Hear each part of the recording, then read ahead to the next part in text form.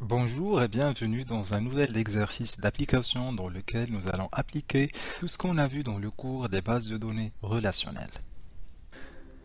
Commençons tout d'abord par lire l'énoncé de notre exercice.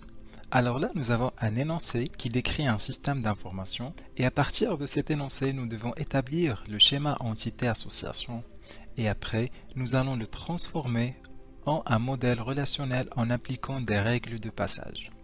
Alors cet énoncé que nous avons ici décrit un système d'information qui gère les réservations en ligne d'un hôtel.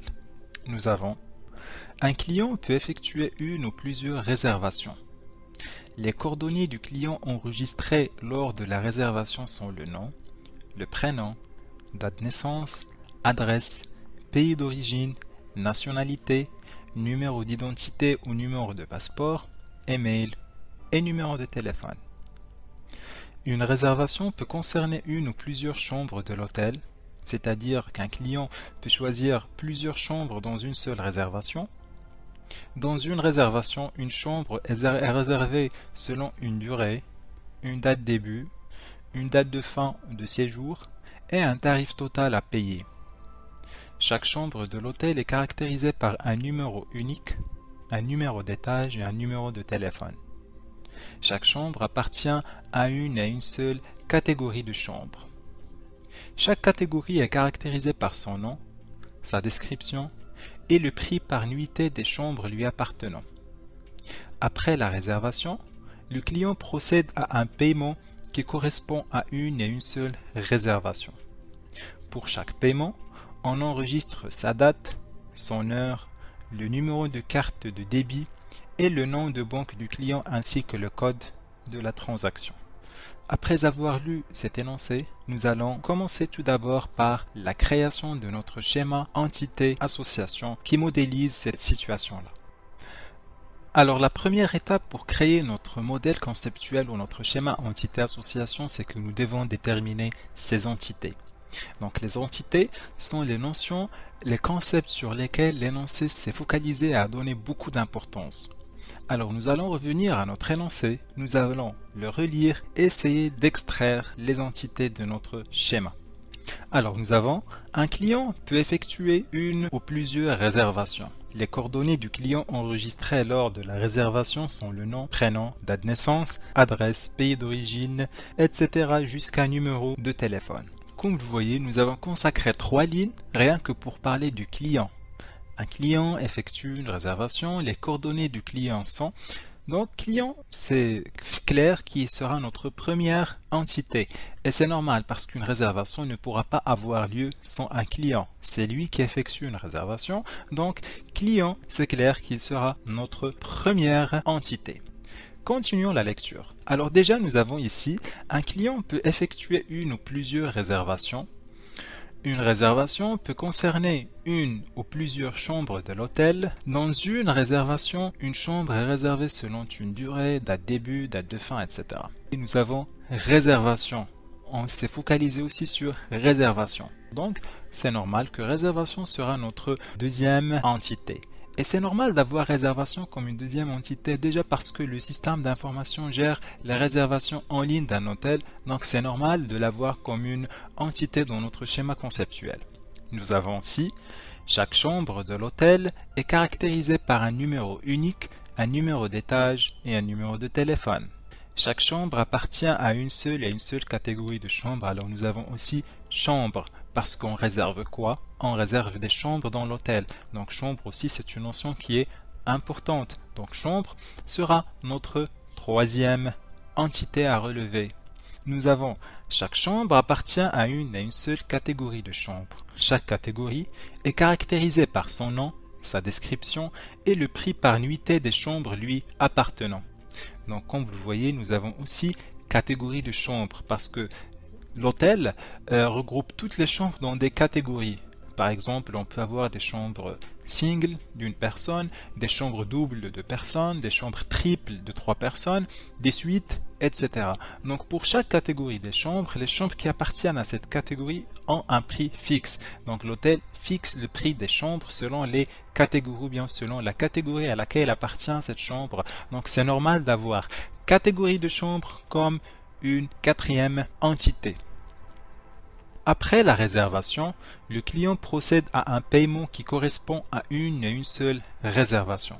Pour chaque paiement, on enregistre sa date, son heure, le numéro de carte de débit et le nom de banque, etc. Donc c'est clair que nous aurons paiement comme une cinquième entité. Donc c'est normal parce qu'après réservation, il faut payer. Donc on doit se focaliser sur paiement et paiement doit être une entité de notre schéma entité association ou notre schéma conceptuel.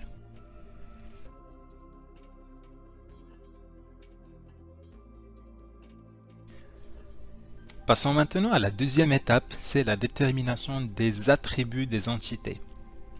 Alors les attributs, ce sont les caractéristiques des entités et nous devons relire encore une fois notre énoncé pour essayer d'extraire les attributs de chaque entité.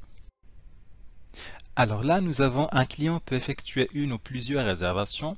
Les coordonnées du client enregistrées lors de la réservation sont le nom, prénom, date de naissance, adresse, pays d'origine, nationalité, numéro d'identité ou numéro de passeport, email et numéro de téléphone. Alors c'est normal, ce sont les attributs de client, ce sont les caractéristiques de chaque client qui va réserver dans l'hôtel, donc ce sont les attributs que nous avons relevés pour l'entité client. Et il faut faire attention à la clé primaire. Alors là, comme vous voyez, nous n'avons pas vraiment un élément qui détermine la clé primaire, donc puisque dans ce cas nous n'avons pas, nous allons créer notre clé primaire, à savoir code client, numéro client, ID client, donc n'importe quelle primaire que nous devons ajouter parmi les entités ou bien parmi les attributs du client. Alors déterminons maintenant les attributs de réservation. Nous avons une réservation peut concerner une ou plusieurs chambres de l'hôtel. Un client peut choisir plusieurs chambres dans une réservation.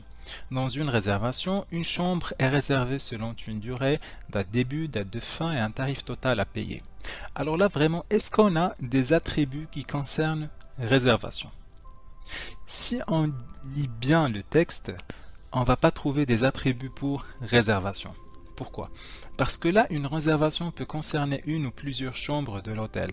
Alors la chambre sera une autre entité. Donc on a dit que c'est une entité, elle ne peut pas être un attribut. On a aussi dans une réservation, une chambre est réservée selon une durée, date de début, date de fin et un tarif total est payé. Est-ce que vraiment vous pensez que ce sont ces caractéristiques qui sont ces attributs de réservation?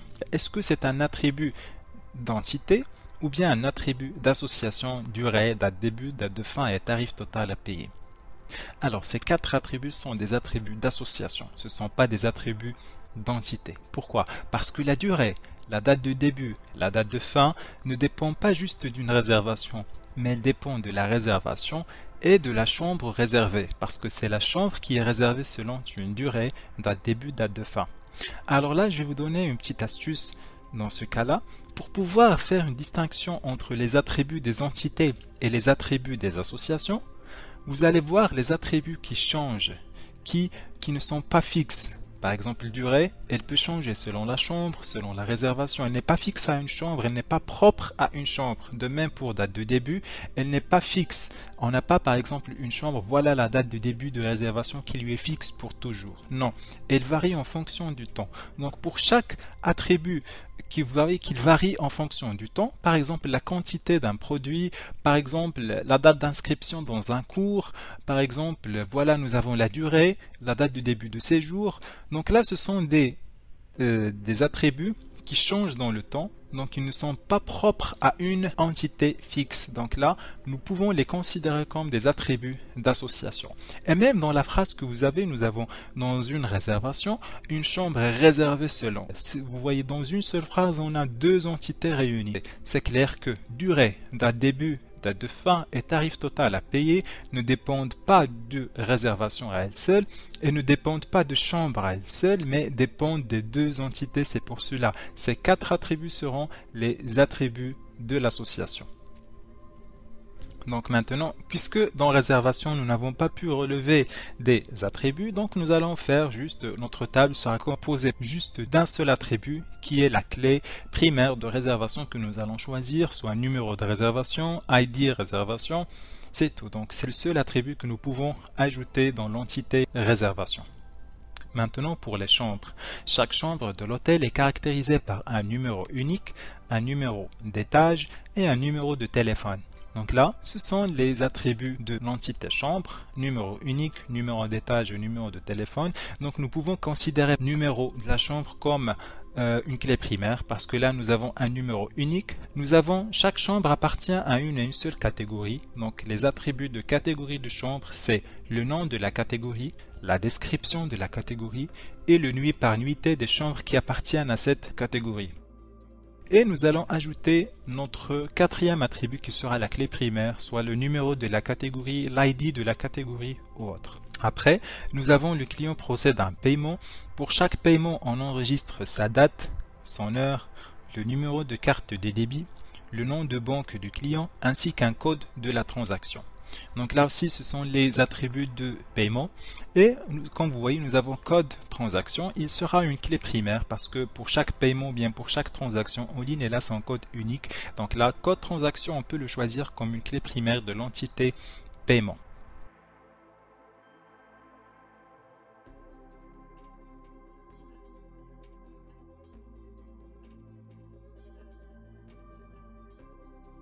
Troisièmement, nous devons déterminer les associations et leurs attributs. Les associations, ce sont les liaisons qui vont lier les entités. Et comme nous avons vu, juste pour vous aider, elles peuvent, dans la plupart des cas, correspondre aux verbes dans l'énoncé, les verbes qui relient les entités dans la phrase. Alors, nous avons, un client peut effectuer une ou plusieurs réservations. Déjà, dans la première phrase, nous avons l'entité client et réservation, et le verbe qui lie ces deux entités, c'est effectuer. Il peut effectuer une ou plusieurs réservations, donc c'est l'association qui va lier client et réservation, c'est effectuer.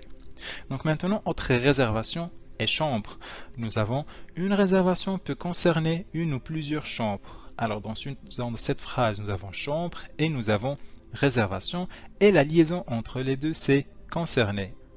Dans une réservation, une chambre est réservée selon une durée, date de début, date de fin et un tarif total à payer. Alors nous avons dit que ce sont des attributs de l'association et c'est normal, ils seront les attributs de l'association qui va lier chambre et réservation. Donc ce sont les attributs de l'association concernée. Donc là nous avons aussi chaque chambre d'hôtel appartient à une et une seule catégorie de chambres. Nous avons chambre, catégorie de chambre. Ce sont les deux entités et l'appartenance, c'est l'association qui va lier chambre et catégorie.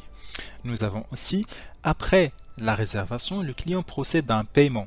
Donc nous avons l'entité client et l'entité paiement et le verbe entre les deux, c'est procéder. Le client procède à un paiement. Nous avons aussi qui correspond à une et une seule réservation. Nous avons ajouté aussi réservation et la correspondance. Un paiement correspond à une et une seule réservation. Donc c'est l'association entre paiement et réservation. Alors là, nous avons pu relever 5 associations d'après cet énoncé.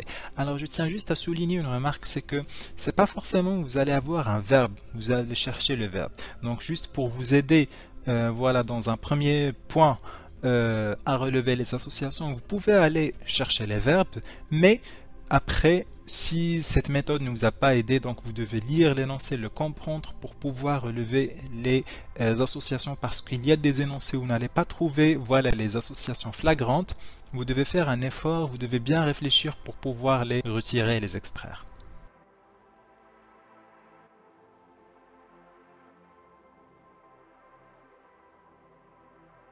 Maintenant, nous allons déterminer les cardinalités de chaque association. Et nous allons commencer par l'association effectuée. Donc là, nous avons un client peut effectuer une ou plusieurs réservations. Donc un client peut effectuer plusieurs réservations. Donc la cardinalité maximale sera n. Et la cardinalité minimale, elle sera quoi? Est-ce que 0 ou 1? Donc pour pouvoir parler d'un client, pour pouvoir dire client, il faut au moins qu'il fasse une et une seule réservation. Parce que si moi je visite un site web d'un hôtel et voilà, je check et je ne fais aucune réservation, est-ce que je serai considéré comme un client? Non, il faut que je fasse au moins une réservation pour pouvoir être considéré client. Donc la cardinalité minimale, c'est 1, c'est pas 0, c'est 1. Et aussi du côté réservation. Une réservation peut être effectuée par combien de clients? C'est normal, une réservation elle peut être effectuée par un et un seul client. On ne peut pas trouver 0 client qui a effectué cette réservation, sinon s'il n'y a aucun client qui a effectué cette réservation, elle ne va pas avoir déjà lieu. Et on ne peut pas avoir plusieurs clients qui effectuent une même réservation. Donc une réservation concerne un et un seul client. Et c'est ce qu'on va représenter comme association 1N, 1, 1. Maintenant, nous allons passer aux cardinalités de l'association concernée. Nous avons dans le texte une réservation peut concerner une ou plusieurs chambres. Donc c'est normal, une réservation, on a une ou plusieurs, soit 1 N, donc minimum une chambre dans une réservation, et on peut avoir plusieurs chambres dans une réservation. Et dans le sens contraire, une chambre peut être concernée par combien de réservations, soit 0 ou N, parce qu'il se peut qu'une chambre, par hasard, par exemple, ne soit voilà, réservée aucune fois, ou bien une chambre, voilà, je sais pas, qui ne plaît à personne et qui n'est pas réservée. Donc une chambre, il se peut qu'elle ne soit réservée 0, donc comme cardinalité minimale, et c'est normal d'avoir une chambre qui est réservée plusieurs fois, donc sa cardinalité maximale sera N. Donc concerné, c'est 1N, 0N. Une réservation peut concerner une ou plusieurs chambres, et une chambre est concernée soit par 0 ou bien plusieurs réservations. Maintenant, entre chambre et catégorie, une chambre appartient à une et une seule catégorie de chambres. Donc là, c'est spécifié qu'une chambre appartient à une et une seule catégorie, c'est 1-1. Et dans l'autre côté, dans une catégorie, on peut trouver une ou plusieurs chambres. C'est normal parce qu'on ne peut pas trouver 0 chambre. Si dans une catégorie, il y a 0 chambre, donc pourquoi cette catégorie existe? Donc là, on aura une chambre appartient à une et une seule catégorie. Et dans le sens opposé, une catégorie, dans une catégorie, on peut trouver une ou plusieurs chambres lui appartenant. Maintenant, concernant l'association procédé, quelles sont ses cardinalités? Alors, nous avons le client procède à un paiement. Donc, quelle est la cardinalité minimale pour client ou bien pour la cardinalité à côté de l'entité client? C'est 0. Pourquoi? Parce qu'un client, il se peut qu'il ne fasse pas de paiement. Soit, par exemple, il a fait la réservation, mais il s'est retiré à la dernière minute, il n'a pas payé, soit il a fait la réservation, mais il l'a annulé. Donc il se peut qu'un client ne fasse pas de paiement, donc la cardinalité minimale sera 0. Il se peut qu'un client fasse plusieurs paiements, soit il a payé plusieurs fois, je ne sais pas, donc il se peut qu'il a fait plusieurs réservations et qu'il a réservé plusieurs fois. Donc un client peut procéder à plusieurs paiements ou dans plusieurs réservations différentes. Dans le sens opposé, le paiement est, je sais pas, est procédé par combien de clients? Donc pour un paiement, il est procédé par un et un seul client.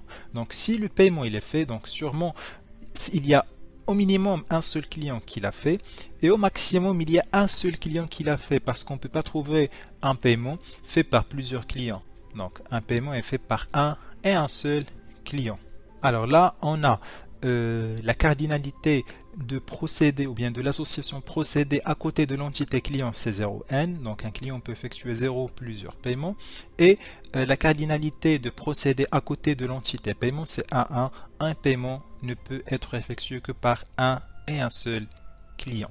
Maintenant, passons aux cardinalités de l'association correspondre. Nous avons un paiement correspond à une et une seule réservation. Donc la cardinalité de l'association correspondre à côté de l'entité paiement, c'est 1-1. Donc un paiement, pour chaque paiement effectué, donc il n'y a une seule réservation, une et une seule réservation qui lui correspond. Donc on aura 1-1 à côté de l'entité paiement, et à côté de l'entité réservation, on aura quelle cardinalité? On aura 0, 1. Pourquoi? Parce qu'il se peut qu'on ait une réservation, mais elle n'est pas payée. On a déjà dit ça. Donc, une réservation faite, mais le client ne l'a pas payé. Donc, la cardinalité minimale, c'est 0. Et la cardinalité maximale, c'est 1. Donc, pour chaque réservation faite, il n'y a qu'un seul paiement qui lui correspond. On ne peut pas trouver pour une seule réservation plusieurs paiements qui sont faits. Non, on ne paye qu'une fois. Donc, la cardinalité sera 0,1 à côté de l'entité réservation. Et c'est ce qu'on va représenter dans notre schéma entité association.